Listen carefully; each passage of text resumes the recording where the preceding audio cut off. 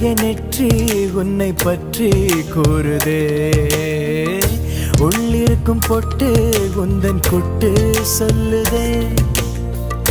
என்னுடைய பார்வை கழுகு பார்வை தெரிஞ்சுக்கோ. எனக்கு இருக்கும் சக்தி பராசக்தி புரிஞ்சுக்கோ. கால் கொலுசு தான் கலக்குது